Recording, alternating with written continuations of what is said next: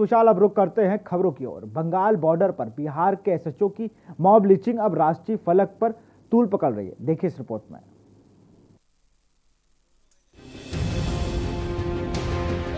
Department के लोगों ने ही मार दिया। पूर्णिया जिले के गांव में एक मां और एक बेटे की चिता साथ में जलाई गई। बंगाल बॉर्डर पर बिहार के एसएचओ की मॉब लिंचिंग अब राष्ट्रीय फलक पर तूल पकड़ रहा है।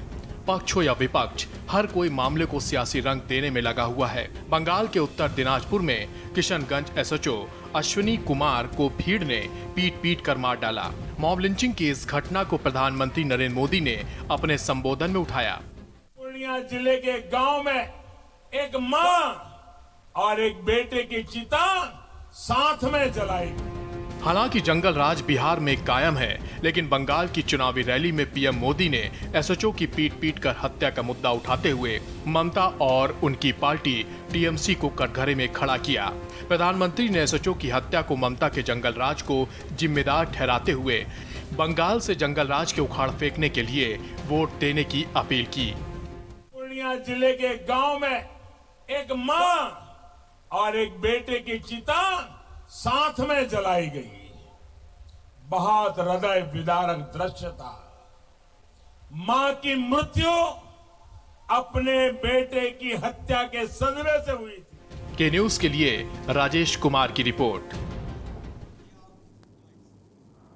तो आपको बता दे, एसएचओ अश्विनी की भीड़ ने पीट पीट कर हत्या कर दी थी। पीएम मोदी ने इस पर ममता बनर्जी को घेरा है। उन्होंने कहा, आपकी इस हरकत का मुझे अंदाजा नहीं था। ममता सरकार को ही जंगल राज बताया है पीएम मोदी ने।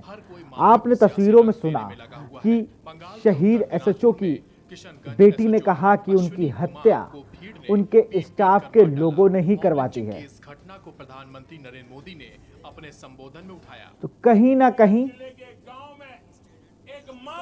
ये दर्शाता है कि लोगों में अब पुलिस को लेकर और पुलिस के परिवार के जो लोग हैं, ये बेटी उनकी कह रही है कि मेरे पिता की हत्या उनके स्टाफ के लोगों ने की है।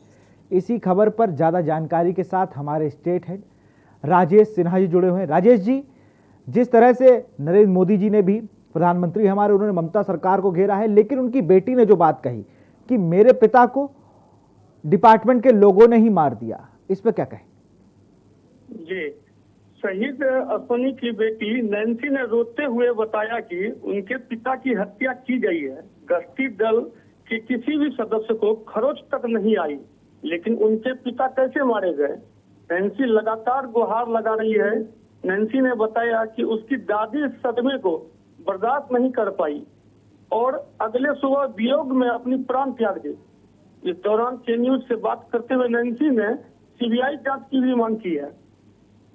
तो कहीं ना कहीं सीबीआई जांच अगर होगी तो कुछ चीजें और खुल के आएंगी। और ये कोई एक मौत नहीं है, आप समझिए, अश्विनी अपना कर्तव्य निभाते निभाते शहीद हो गए और सदमे में उनकी मां का देहांत हो जाना कहीं ना कहीं जंगल राज को दिखाता है। और उस मां पर क्या बीती होगी जिसका लड़का सुबह वर्दी में जाता है और तिरंगे में लिपट के वापस आता है। राजेश जी, आईजी ने दिया निष्पक्ष जांच का आश्वासन। पूर्णिया आईजी सुरेश चौधरी और पूर्णिया के पुलिस कमिश्नर राहुल महिपाल ने बताया कि घटना की निष्पक्ष जांच कराई जा रही है। इस मामले में 8 लोगों की भी गिरफ्तारी हो चुकी है, जिसमें बंगाल के 5 और बिहार से 3 लोगों की गिरफ्तारी हो चुकी है। बिल्कुल राजेश जी, कल डॉक्टर दिलीप को मैं सुन रहा था, जो प्रतिनिधि बन के गए हुए थे, उनके घर गए हुए थे अश्विनी, शहीद एसएचओ अश्विनी कुमार के घर पर। उन्होंने कहा था कि जिस तरह से ये सब हुआ है, सरकार की सारी सुविधाएं उनको दी जाएगी। क्या आज सरकार का कोई प्रतिनिधि उनके घर पहुंचा हो, उनसे ढांढस बंधाया हो उन्होंने? हालांकि सरकारी प्रक्रिया के अनुसार 10 लाख की राशि शहीद के परिजनों को दे दी जाएगी।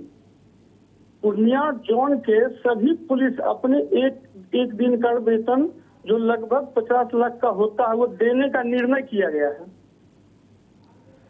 तो कहीं ना कहीं अभी भी एक बेटी ने जो ये सवाल उठाया है, कहीं ना कहीं ये सवाल उठाता है सरकार के उन सारी बातों पर, उनके सारे मंसूबों पर जो कहते हैं कि सुशासन बाबू है।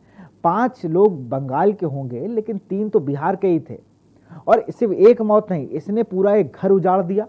आज उनकी माँ की मौत हो जाती है सदमे से। अगर कल की बात किया कि उनकी मौत हो गई, उनकी माँ की भी 2 मौतें हो गई। बात मुआवजे की नहीं है, लेकिन जो बेटी का सवाल है अपने पिता के लिए कि उनको मारा है उनके डिपार्टमेंट के लोगों ने, इस पर कहीं ना कहीं इस पहलू पर भी जांच होनी चाहिए कि पिता की पार्थिव शरीर रखा और उस पर खड़े होकर रोते हुए जो आपने नाम लिया उनकी बेटी का, वो रोते रोते चिल्ला चिल्ला के कह रही है कि मेरे पिता को मारा है उनके डिपार्टमेंट के ही लोगों ने।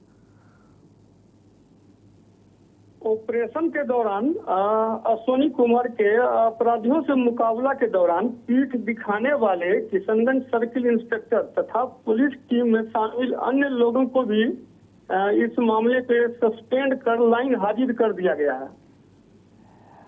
तत्काल प्रभाव से सामान्य जीवन यापन भत्ता पर निलंबित किया गया है।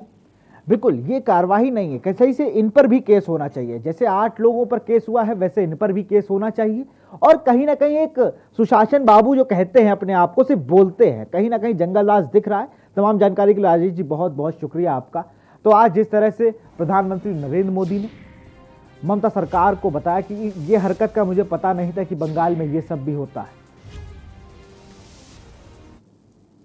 खबर पुनरिया से।